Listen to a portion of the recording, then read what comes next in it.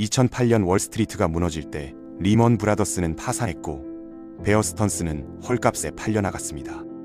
수많은 금융 거인들이 쓰러지는 와중에 한 회사만 멀쩡하게 살아남았는데 바로 블랙스톤이었죠. 더 놀라운 건 이 회사를 세운 사람이 23년 전 리먼 브라더스에서 쫓겨난 남자라는 사실입니다. 600통의 편지를 보내고 450번 넘게 거절당하면서도 포기하지 않았던 이 사람은 결국 자신을 내쫓은 회사보다 훨씬 더 거대한 제국을 건설하게 됩니다. 현재 1조 달러가 넘는 자산을 운용하며 월스트리트의 왕이라 불리는 남자 스티브 슈워츠먼의 이야기를 지금부터 해보겠습니다. 스티브 슈워츠먼은 1947년 필라델피아에서 태어났습니다. 2차 세계대전이 끝나고 미국 경제가 폭발적으로 성장하던 시기였는데 그의 아버지는 가구와 생활용품을 파는 소매점을 운영하고 있었죠. 지금의 베드베스 앤 비욘드와 비슷한 형태의 가게였는데 이 가게 덕분에 슈워츠먼 가족은 꽤 여유로운 생활을 할 수 있었습니다. 슈워츠먼은 14살 때부터 아버지 가게에서 일하기 시작했는데 여기서 그의 비범한 야망이 처음으로 드러나게 됩니다. 어느 날 그는 아버지에게 이 가게를 전국적인 체인으로 확장하자고 제안했어요. 아버지의 반응은 의외였습니다. 슈워츠먼의 아버지는 이렇게 말했죠. 나는 행복한 사람이야. 이 가게가 버는 돈이면 너와 네 형제들을 대학에 보낼 수 있어. 나는 그 이상을 바라지 않아. 14살 소년 슈워츠먼은 이해할 수 없었습니다. 분명히 더 크게 성장할 수 있는 기회가 보이는데 왜 잡지 않는 걸까요? 하지만 이 순간이 그에게 중요한 깨달음을 줬어요. 자신은 아버지와 다르다는 걸 알게 된 거죠. 그는 존재하지 않는 것을 보고 그것을 현실로 만들어내는 것에서 희열을 느끼는 사람이었습니다. 무언가가 잘 작동하는 걸 보면 가장 먼저 드는 생각이 이거였죠. 이걸 얼마나 크게 키울 수 있을까? 슈워츠먼은 학업에서도 뛰어났지만 운동에서도 두각을 나타냈습니다. 고등학교 육상부에서 단거리 선수로 활약했는데 그의 팀은 주 챔피언십에서 우승할 정도로 강팀이었어요. 전국 대회에서도 4위를 기록했죠. 이 운동 경험이 그의 성격을 형성하는 데 중요한 역할을 했습니다. 그는 항상 1등이 되고 싶어 했고 경쟁에서 지는 것을 극도로 싫어하게 됐거든요. 부드러운 말투와 친근한 인상 뒤에는 누구보다 치열한 승부욕이 숨어 있었던 겁니다. 하지만 이런 뛰어난 성적에도 불구하고 그의 꿈의 대학인 하버드는 그를 받아주지 않았습니다. 1965년 슈워츠먼은 예일 대학교에 입학하게 되는데 처음에는 적응하기가 쉽지 않았습니다. 자신이 원하던 학교가 아니었기 때문에 고립감을 느꼈고 뭔가 특별한 일을 해서 주목받고 싶었죠. 당시 예일은 남학교였는데 슈워츠먼은 기발한 아이디어를 떠올립니다. 발레리나들을 초청해서 예일 남학생들을 위한 공연을 기획한 거예요. 이 대담한 행동이 캠퍼스에서 화제가 됐고 그의 이름이 알려지기 시작했습니다. 더 중요한 건 이 일이 예일의 비밀 결사 조직인 스컬앤본스의 눈에 띄게 됐다는 거예요. 아이비리그의 비밀 결사는 엘리트 중에 엘리트만 들어갈 수 있는 곳이었고 회원들은 종종 세계적인 지도자가 됐습니다. 명문대 학위와 귀중한 인맥을 손에 쥔 슈워츠먼은 자신이 정상에 오르는 건 시간 문제라고 생각했습니다. 하지만 현실 세계는 그의 예상보다 훨씬 더 거칠었어요. 1970년대 후반 투자은행 산업이 빠르게 성장하기 시작하면서 야심찬 젊은이들이 이 분야로 몰려들었습니다. 슈워츠먼도 그중 한 명이었죠. 그는 당시 투자은행의 스타였던 리먼 브라더스에 입사하게 됩니다. 투자은행은 일반 은행과 달라요. 기업들이 합병하거나 인수당하거나 상장할 때 자금을 조달해주는 역할을 하죠. 처음 입사했을 때 상사가 그에게 한 말이 충격적이었습니다. 자네가 작성한 보고서 43페이지에 오타가 있더군. 슈워츠먼은 생각했죠. 도대체 이게 무슨 미친 세계인 거야. 하지만 슈워츠먼은 월스트리트의 빠르고 치열한 문화에 빠르게 적응했고 업무에서 두각을 나타내기 시작했습니다. 몇 년 안에 그는 고객들을 위해 1억 달러에 가까운 자금을 조달했는데 진짜 전환점은 4억 8,800만 달러 규모의 딜을 성사시켰을 때 찾아왔어요. 트로피카나라는 오렌지 주스 회사가 있었는데 가족 기업으로 시작해서 미국에서 가장 유명한 주스 브랜드 중 하나가 된 회사였죠. 회사 소유주들이 매각을 결정했을 때 슈워츠먼이 이 딜을 성사시켰고 당시 세계에서 두 번째로 큰 규모의 거래였습니다. 이 성과로 그는 35살이라는 젊은 나이에 리먼 브라더스의 파트너가 됩니다. 리먼 브라더스의 파트너가 된 슈워츠먼에게 다음 목표는 명확했습니다. 가장 강력한 투자은행의 CEO가 되는 것이었죠. 그는 자신이 월스트리트의 거물이 되는 궤도에 올라섰다고 느꼈어요. 하지만 불과 몇 년 만에 그는 리먼을 떠나야 하는 상황에 처하게 됩니다. 루이스 글럭스먼이라는 사람이 있었는데 화가 나면 전화기를 벽에 던지는 것으로 유명한 강경한 트레이더였어요. 그가 리먼의 CEO가 되면서 회사 문화가 점점 독해지기 시작했습니다. 슈워츠먼의 이전 상사였던 피트 피터슨이 회사에서 밀려났고 글럭스먼의 일련의 불행한 결정들로 인해 리먼은 큰 트레이딩 손실을 입게 됩니다. 회사의 순자산이 실질적으로 제로에 가까워지는 상황이 벌어졌는데 누군가 이걸 알아채면 매우 폭력적인 결말로 이어질 수 있는 상태였죠. 아무도 필요한 조치를 취하려 하지 않는 걸 본 슈워츠먼은 직접 행동에 나섭니다. 그는 쿠데타를 일으켜 글럭스먼을 축출하는 데 성공했고 리먼 브라더스를 아메리칸 익스프레스에 매각한 뒤 수백만 달러를 손에 쥐고 회사를 떠났어요. 그는 나중에 이렇게 말했습니다. 내가 하던 일은 꽤 즐거웠지만 엄청난 스트레스 속에서 내 가치관에 반하는 행동을 하는 사람들과 같은 곳에 있는 건 도덕적으로 윤리적으로 불가능하다고 생각했습니다. 30대 후반의 슈워츠먼은 인생의 갈림길에 서 있었습니다. 이미 충분한 돈을 벌었기 때문에 은퇴해서 여생을 부유한 사업가로 편하게 살 수도 있었죠. 하지만 그건 그가 원하는 삶이 아니었어요. 그는 처음부터 다시 시작하기로 결심합니다. 이번에는 이전에 존재하지 않았던 무언가를 만들어낼 겁니다. 슈워츠먼은 주저없이 이전 상사였던 피트 피터슨과 함께 새 사업을 시작하기로 했는데 문제는 무슨 사업을 해야 할지 몰랐다는 거예요. 몇 달 동안 그들은 매일 아침 메이페어 리젠시 호텔에서 아침 식사를 하며 머리를 맞댔습니다. 항상 가장 먼저 도착해서 가장 늦게 떠나면서 한 가지 질문에 답을 찾으려 했죠. 우리를 독특하게 만드는 건 뭘까? 성공하려면 다른 사람들과 같은 것보다 다른 게 낫다. 결국 그들은 당시 급성장하던 사모펀드 산업에 뛰어들기로 결정합니다. 1980년대 중반의 슈워츠먼은 위험을 회피하는 기업가였어요. 그는 세계 최고의 사모펀드를 만들기 전에 먼저 안정적인 수입원을 확보하고 싶었습니다. 그래서 자문 업무로 임대료를 내면서 바이아웃 사업을 시작하기로 한 거죠. 기업가들이 위험을 감수한다는 생각은 완전히 헛소리라고 슈워츠먼은 말합니다.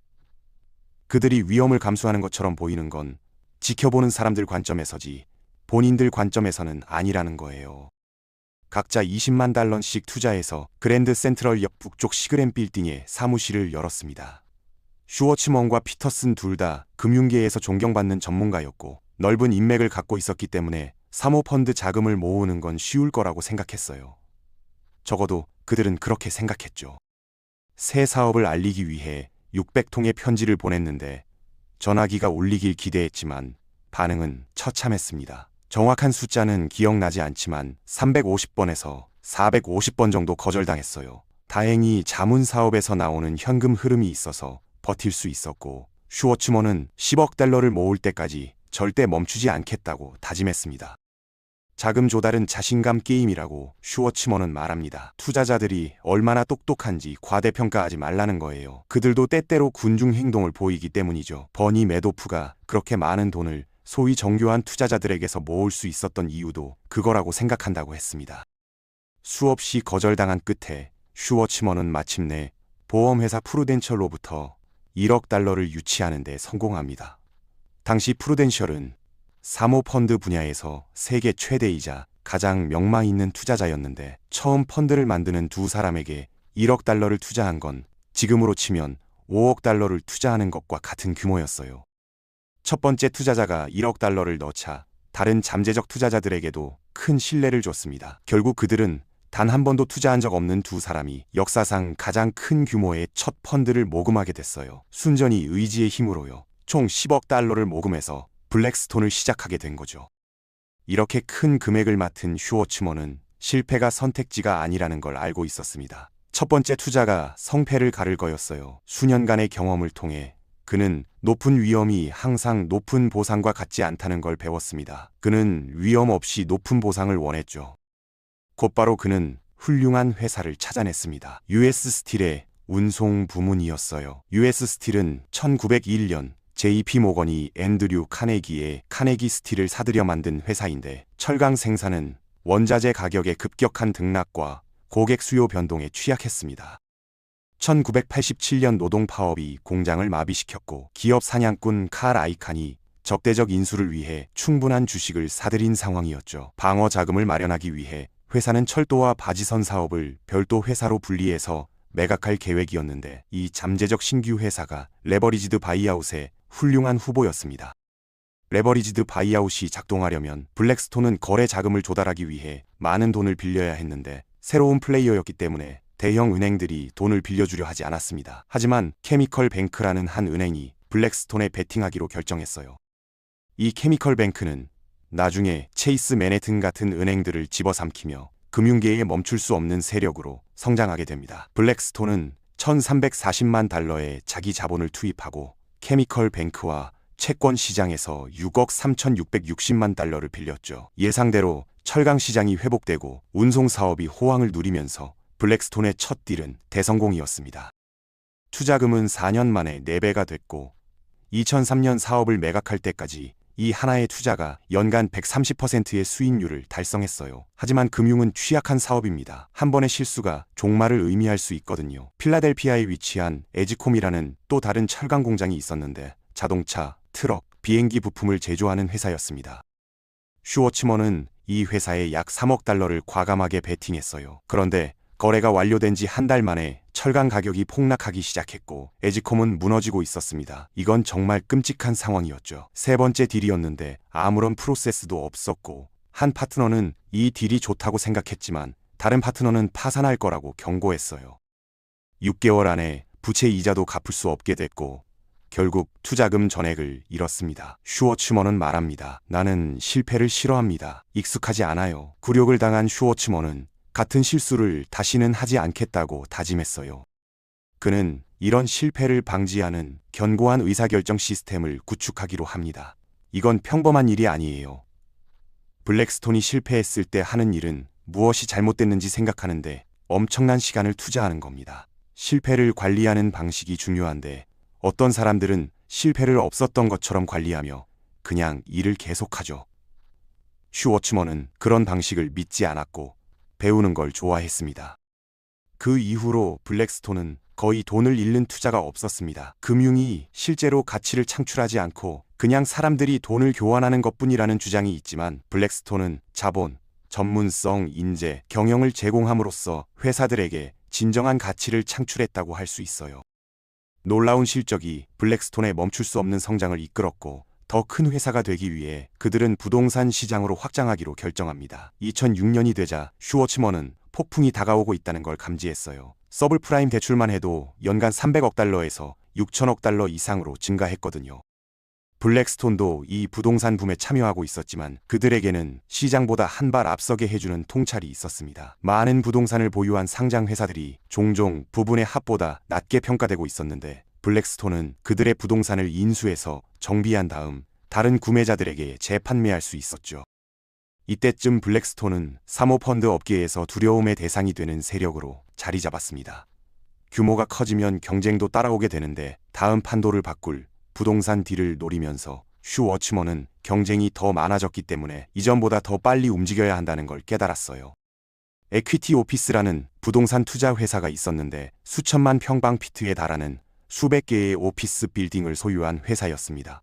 2006년 12월 2일 블랙스톤은 시장 가격보다 8.5% 프리미엄을 제시했고 이 움직임이 업계의 경쟁자들을 끌어들였죠. 입찰을 놓치고 싶지 않았던 슈워츠먼은 제안을 주당 52달러, 9% 프리미엄으로 올렸습니다. 놀랍게도 부동산 투자 회사 보나도가 블랙스톤보다 높은 가격을 제시했어요. 슈워츠먼은 격분해서 입찰가를 55.5달러로 올렸는데 시장 가격보다 24%나 높은 가격이었고 이게 그들의 최종 제안이었습니다. 전액 현금으로 제안한 반면 주요 경쟁자 보나도는 일부 현금과 일부 주식으로 제안했는데 이게 블랙스톤의 승리를 확정지었습니다. 하지만 슈워츠먼이 다음에 한 일은 모두를 충격에 빠뜨렸어요. 너무 비싸게 샀을 수도 있다는 걸 깨달은 그는 위험 수준이 높아졌다고 판단하고 즉각적인 이익을 취하기 위해 회사의 절반을 팔기로 결정합니다. 부동산 시장의 정점이었기 때문에 390억 달러어치 부동산을 그냥 사는 건 위험하다고 생각한 거죠. 가격을 이길 만큼 올리기로 결정하자마자 두세 명이 앉아서 말했어요. 이 딜은 잠재적으로 위험해. 레버리지를 줄이고 사람들이 지불하는 미친 가격을 이용해야 해. 그래서 산 것의 절반을 산 당일에 팔기로 결정했습니다. 사람들에게 이걸 말하자 그들은 멍하니 쳐다보며 물었어요. 같은 날요? 슈워츠먼은 대답했죠. 어떤 위험도 감수하고 싶지 않아요. 역사상 가장 큰 부동산 딜을 성사시킨 2006년 슈워츠먼은 60세가 됐습니다. 하지만 은퇴를 생각하는 대신 그는 다음 큰 움직임을 생각하고 있었어요. 2007년까지 시장은 여전히 뜨거웠지만 슈워츠먼은 폭풍이 다가오고 있다는 걸 감지했습니다. 폭풍이 닥치기 전에 대규모 자산 확장을 위한 마지막 기회가 있을지도 몰랐어요. 바로 상장이었죠.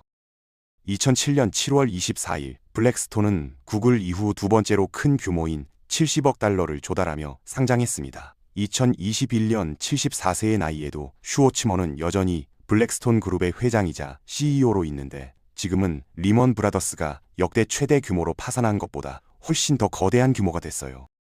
그의 회사는 7,870억 달러를 운용하며 사모펀드 투자에서 지난 20년간 연평균 23%의 수익률을, 부동산 부문에서는 지난 15년간 연간 30%의 수익률을 기록했습니다. 누군가 무언가를, 특히 자신의 인생에 대해 하기로 결정하면 그건 반드시 해야 하는 일이 된다고 슈워츠먼은 말합니다. 실패할 수 없고 무언가를 하기 전에 정말 신중하게 생각하려고 노력하는 거죠. 잘 구상됐는데 작동하지 않는다면 그건 그냥 이리저리 움직여야 한다는 뜻이거나 너무 일찍 시작했다는 뜻이에요. 세상이 아직 준비가 안 된 거죠. 그러면 그냥 받아들이고 다시 돌아가면 됩니다.